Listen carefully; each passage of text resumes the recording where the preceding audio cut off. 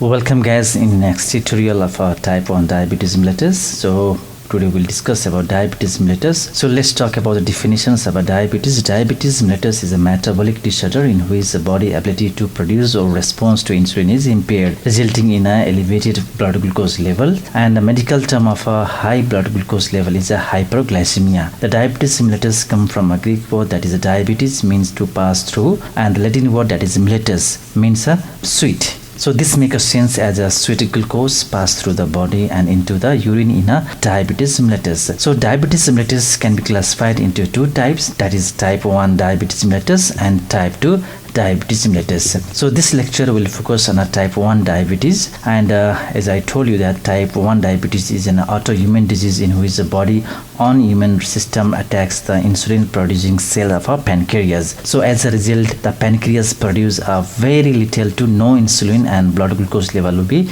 increased. So although type 1 diabetes typically develops in younger age group, but the peak age of a diagnosis is approximately 13 years old. So adult can also develop type 1 diabetes later in their life. Okay, and if we'll see, type 1 diabetes is less common than type 2 diabetes, making up to 8% of a diabetes diagnosis. As previously mentioned, type 1 diabetes is a condition in which pancreas produces little to no insulin, resulting in a high blood glucose level, and many cells require insulin for glucose uptake. In other words, we can say that insulin helps transfer glucose from a blood into the cell. Okay, once inside the cell, glucose can then be used as a energy or fuel for the cell. So without insulin, glucose remain in the blood and blood glucose level increase. As a result, the elevated blood glucose level along with the inability of cells to take off the glucose results in number of symptoms. The onset of symptoms is generally very rapid, occurring in just a day to a week. So let's talk the sign and symptoms of a type 1 diabetes. That is a weight loss,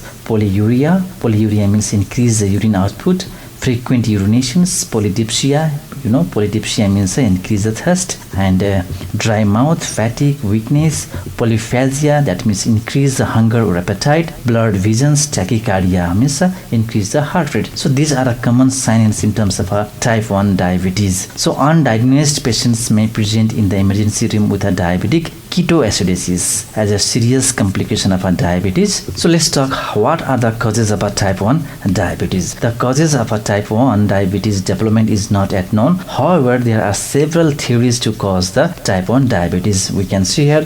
So number one is infections, and the type 1 diabetes could be triggered by the infections such as because of a virus. You can see the example of one virus is the Coxsackie virus. So number two is autoantibodies. So another theory links type 1 diabetes to autoantibodies against the beta cell antigens. So beta cell are responsible for producing the insulin, and the autoantibodies destroy the beta cells. So however, these autoantibodies are only present in the blood of 70 to 80% patients. So it cannot conclusive whether this relationship is a causative agents. Okay. So number three is genetics. So there may be also link with genetics with a strong associations between the type 1 diabetes and presence of SGLA-DR3 and SGLA-DR4 antigen on chromosome number 6. Okay, so these are some causative causes of type 1 diabetes mellitus. You can see in this chart. It is very nicely explained in this chart. Okay, so now we'll see the risk factor of type 1 diabetes. So there are several risk factors for developing a type 1 diabetes. Like number one is a family history. Family history of a type 1 diabetes will increase the risk of a relative developing it by 10 times. If one member has been affected by a type 1 diabetes, that will increase the 10 times. Okay, so next is the child risk of inheriting type 1 diabetes from their affected parents can vary between 1 to 9%. And also family history of other autoimmune disease like hypothyroidism, pernicious anemia, some kinds of a disease will also increase the risk of type 1 diabetes. Okay, now next is a environmental factor. If we see environmental factor in genetically susceptible individuals, some individual factors can trigger and the development of a type 1 diabetes like obesity. Okay, obesity, poor diverse gut microbiomes, diet, breastfeeding is possible association. So it is believed that breastfeeding is possibly associated with a low risk of the infant developing type 1 diabetes. So early introductions of cow milk to infants' diet is a possibility associated with a high risk of developing a type 1 diabetes. So it is recommended that how much it is possible the mother should do a breastfeeding rather than using a cow milk, buffalo milk. So next is the early introduction of a cereal is also possibility associated with a high risk of developing a type 1 diabetes. And now next is the lack of vitamin D exposures. So it is recommended that regular dose of vitamin D early in life have been shown to decrease the risk of developing type 1 diabetes. So it is recommended that children, the infants who are growing stage, they should be recommended with a vitamin D syrup or vitamin D in their diets. So people in northern climates seems to be a very higher risk of developing type 1 diabetes than southern climates. So this is also one factor that may increase the risk of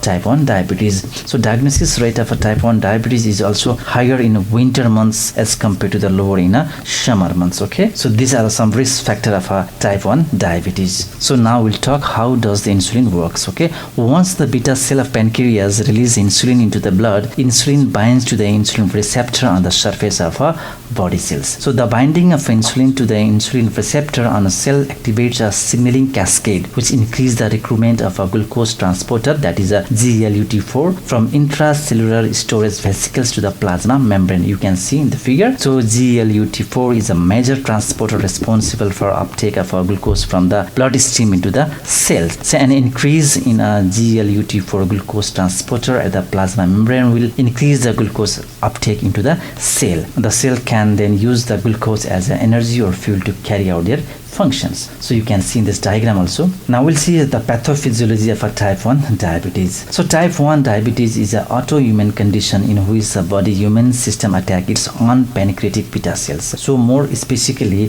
the T cells of immune cells destroy the pancreatic beta cells in genetically predisposed individuals. As previously mentioned, the beta cells are involved in producing, storing and releasing the insulin. This autoimmune attack damages the beta cell, preventing them from the producing or releasing insulin. So without insulin, glucose cannot taken up from the bloodstream into the cell, and this result in elevate the blood glucose level called hyperglycemia. The kidney excrete the excess blood glucose into the urine, which can be detected as a glycosuria, also called as a glucosuria on urine dipstick. So you can see on this figure. So let's talk the diagnosis and test for a type 1 diabetes. So diagnosis of a type 1 diabetes involves the measuring blood glucose level through the one of the following methods. Number one is the hemoglobin A1C random blood glucose test, fasting blood sugar test. So hemoglobin A1C is a simple blood test that measures the patient's average blood sugar level over the past 2 to 3 months. We can say that 8 to 12 weeks. So it measures the amount of blood glucose attached to the hemoglobin. So if A1C level of 6.5% or higher or the two separate occasions suggests the diabetes. So let's talk our random blood sugar test. A blood sample can also be taken at a random to assess the patient's blood glucose level. So regardless of when the last meal was, and a blood glucose level of 200 mg per dl or higher could be suggestive as a diabetes. Now we'll talk about a fasting blood glucose test. A blood sample can be also taken after a period of fasting or to assess the blood glucose level. So fasting blood glucose level can be interpreted as a normal when it is less than 100 mg per dl. So it is a pre-diabetes, means there will be range between 100 to 120 mg per dl. So if there is a diabetes case, means there will be more than 125 mg per dl. You can see in the figure in this chart. So this was all about type 1 diabetes. In next video we'll talk about type 2 diabetes mellitus in more detail. Thank you for watching this video.